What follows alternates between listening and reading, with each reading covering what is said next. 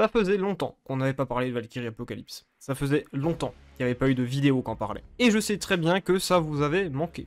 J'ai eu pas mal de commentaires qui me demandaient à quand la prochaine vidéo. La voilà.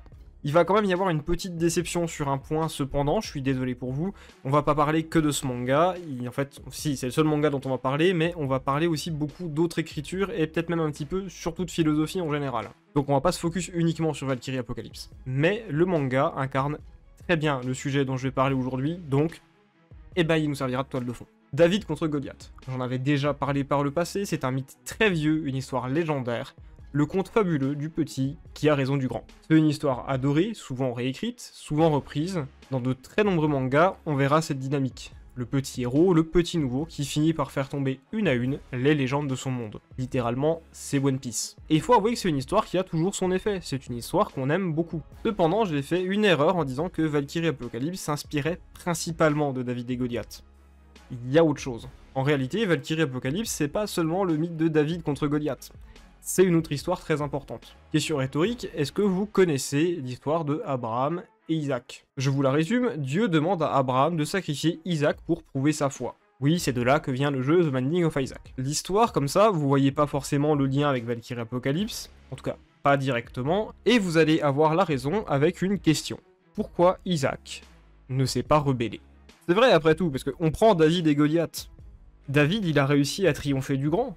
Le petit peut vaincre le plus fort. Isaac, même en tant que fils d'Abraham, il aurait pu se débattre. Il aurait pu aller contre, parce qu'il y a quand même beaucoup de représentations où il n'est pas attaché, il accepte son sort. Il aurait pu essayer de survivre, ou en tout cas il pourrait faire en sorte. Mais il l'a pas fait. Pourquoi? Et c'est là où vous allez avoir le lien. La raison est simple, vaincre quelqu'un de plus fort que soi, ça semble plus facile que se lever et défier son créateur. Cet interdit-là, il est infranchissable. On imagine bien David vaincre Goliath, mais on voit pas un enfant battre ses parents, on n'imagine pas non plus l'homme avoir raison d'un dieu. Et c'est ça qui fait que la phrase de Brunhilde touche particulièrement. Elle dit que l'humanité ne peut pas battre les dieux, mais c'est pas une histoire de David contre Goliath, c'est une histoire des enfants qui défient leurs parents. On défie notre créateur. Le combat, il est bien plus dur que juste vaincre quelqu'un plus fort que soi. Je pense qu'elle dit cette phrase parce que, déjà c'est difficile, mais surtout c'est braver un interdit de faire ça. Ces derniers temps, j'ai énormément lu. Plus de romans que de mangas. Ce qui est assez rare quand même. Et donc je suis tombé sur certaines philosophies et idées qui m'ont fait parvenir cette idée. En tout cas, j'en ai redécouvert certaines. En réalité, il y a 3 livres qui m'ont fait me poser mes questions et qui m'ont fait créer cette vidéo, qui m'ont fait l'écrire. Ces livres, c'est La Peste, L'Étranger et Demian. Parce que oui, affronter son créateur, ça semble impossible, mais commençons par le début. Pourquoi on voudrait affronter notre créateur? Qu'est-ce qui peut nous motiver à faire ça? Pourquoi on montre les crocs face à quelque chose qui nous a créé? Je vais commencer avec le point de vue de Hermann Hesse en le calquant sur Valkyrie Apocalypse. Dans Demian, Hesse propose une citation qui est, je pense, une de mes préférées. L'oiseau cherche à se dégager de l'œuf est le monde, celui qui veut naître doit détruire un monde. Ici parle de 2 mondes en plus de ça. Le monde de la lumière, celui de ses parents, réconfortant, bien sous tout rapport, et l'autre monde, celui de l'obscurité, du reste de l'humanité, là où les choses sont bien plus crues.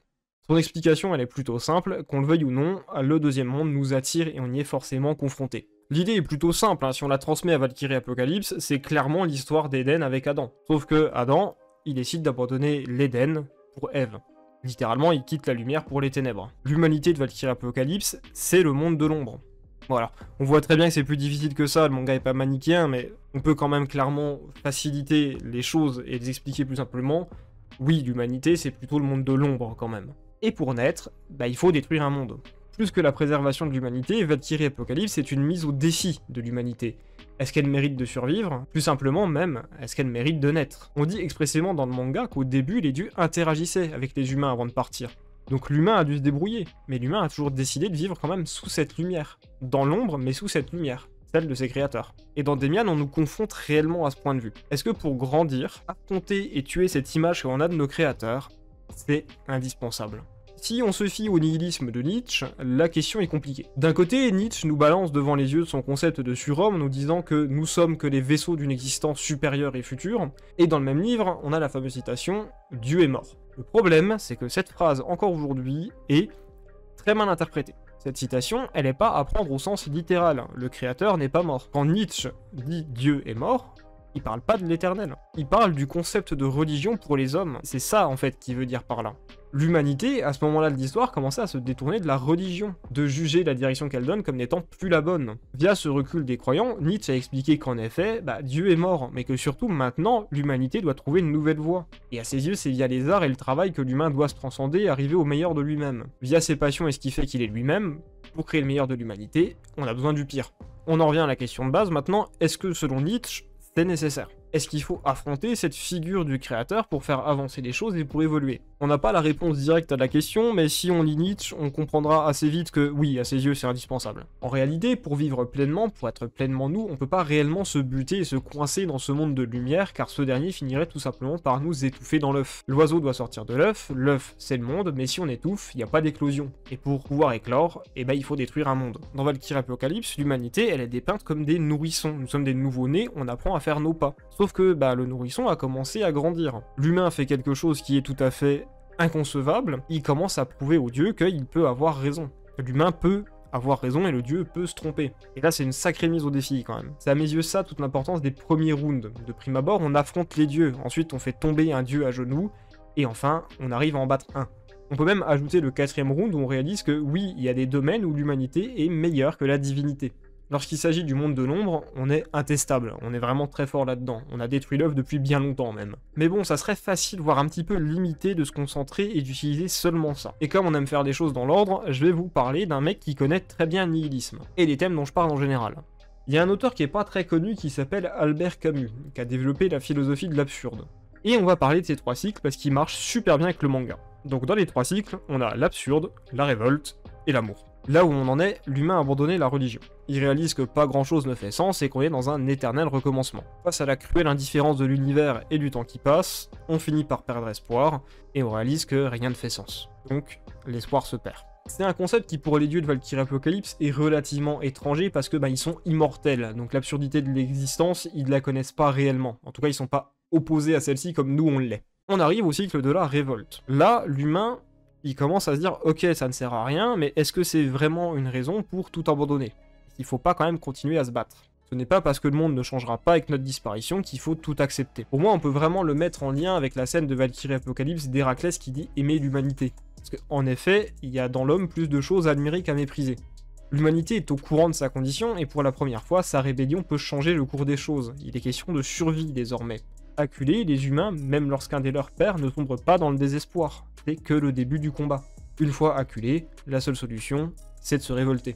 En réalité, ça se lie beaucoup à la figure de Prométhée qui, malgré son don de préscience, décide quand même de trahir les dieux, et de donner à l'humain le feu, en sachant très bien qu'on n'en fera pas que des bonnes choses. On arrive donc au dernier cycle, le cycle de l'amour. Celui-ci c'est compliqué parce que, si vous le savez pas, Camus il est mort assez jeune dans un accident de voiture. Ce qui en général empêche en effet de finir son travail comme on le veut. Mais on peut comprendre assez aisément son point de vue avec ses dernières œuvres, et puis même en général, en ayant vu les 2 premières, on peut aller dans la continuité. Bonjour, c'est le BDU du lendemain.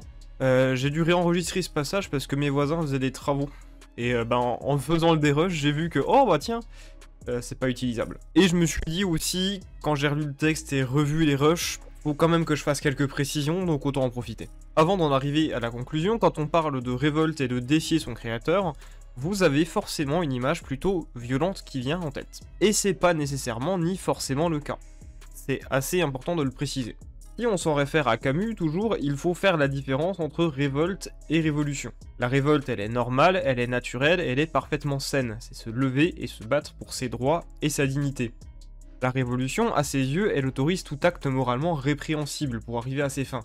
Et là, c'est tout de suite moins bien. Je vais pas mentir, même si Camus a en partie raison là-dessus, vu certaines situations, on peut comprendre, je dis bien comprendre, parce que comprendre, c'est pas justifier ni pardonner certains actes, on peut savoir pourquoi les gens en arrivent jusque-là, ça veut pas dire qu'ils ont raison. Il y a certaines situations où voilà, on peut comprendre qu'ils en arrivent à de telles extrémités.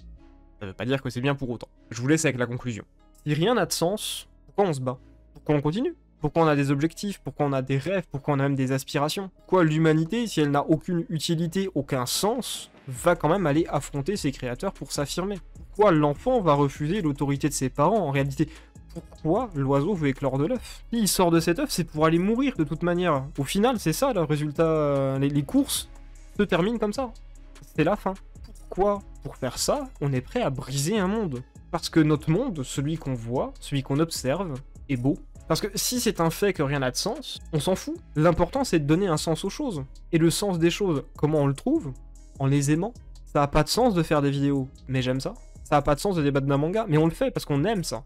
Ça a pas de sens de se battre pour la survie de l'humanité, mais au fond, cette humanité, nous-mêmes, même en la méprisant, même en la détestant, on en fait partie. On y trouve une certaine forme de beauté, dans l'amour, dans l'art, partout. C'est ça l'intérêt de défier son créateur. Si les humains entrent en opposition avec leurs parents et les mettent au défi, c'est pas par colère ou par haine, c'est par volonté de créer leur propre monde. Et comme notre monde est propre, on peut pas vouloir le même que celui de nos parents. Pas exactement. On a envie de découvrir une nouvelle beauté. Continuez de défier le vide de sens par vos passions, continuez de confronter vos créateurs, parce que je pense que c'est ça la vraie beauté du monde. L'humain, pour devenir meilleur, doit se créer un monde à partir du reste des anciens mondes. C'était Béléus, et je vous dis salut à tous.